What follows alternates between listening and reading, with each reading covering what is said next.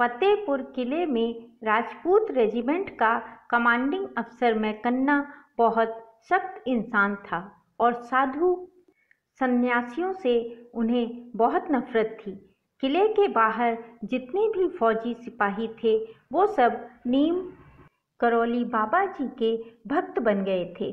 वो फौजी लोग नीम करौली बाबा जी को छुपाकर फल और दूध देते थे। एक बार बाबा जी के मन में कर्नल मैकन्ना का हृदय परिवर्तन करने का विचार आया। फिर एक दिन जब कर्नल मैकन्ना कहीं बाहर गए हुए थे तो नीम करौली बाबा जी उनके कमरे में घुस गए और उनके बिस्तर पर लेट गए। मैकन्ना के घर पर सुरक्षा के लिए जो फौजी और जवान तैनात थे उन लोगों ने नीम करौली बाबा जी को रोकने की बहुत कोशिश की, परंतु बाबा जी नहीं रुके।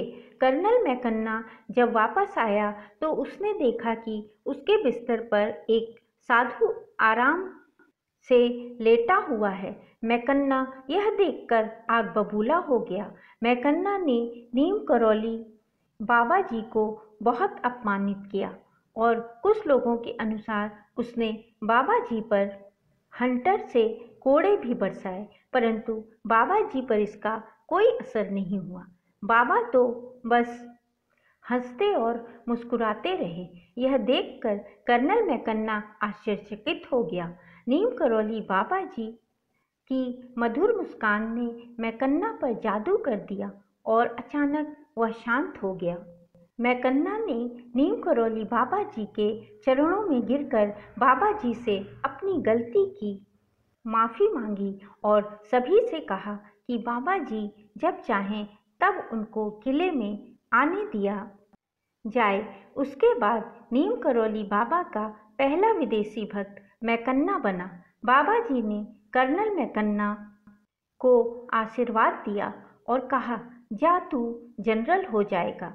उस समय मैकन्ना को बाबा जी के आशीर्वाद पर विश्वास नहीं हुआ, क्योंकि बहुत से अफसर भी जनरल बनना चाहते थे, परंतु नीम करौली बाबा जी का वचन कैसे असत्य हो सकता था। द्वितीय विश्व युद्ध में कर्नल मैकन्ना ने जनरल बनकर सुदूर पूर्व की कमान संभाली और जापानी सेना से लड़े।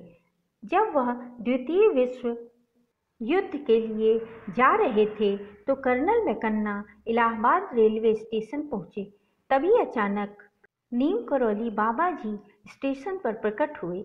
गाड़ी छूटने के कुछ समय पहले कर्नल मैकन्ना की नज़र बाबा जी पर पड़ गई। वह भागते हुए आए और नीम करौली बाबा जी के चरणों में गिर गए।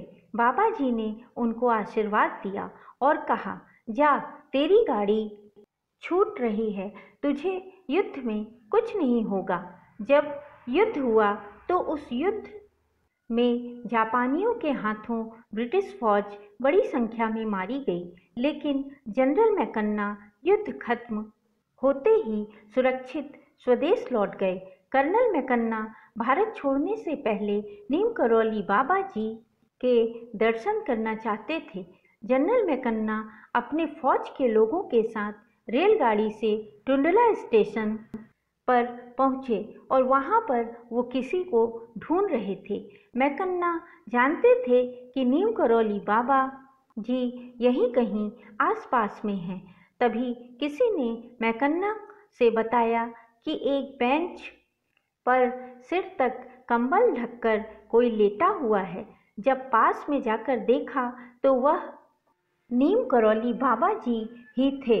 मैकन्ना बाबा जी को देखकर बहुत प्रसन्न हो गए और बाबा का आशीर्वाद लेकर स्वदेश लौट गए। बाबा के भक्त AS चैनल को लाइक करें, शेयर करें और सब्सक्राइब करना ना भूलें।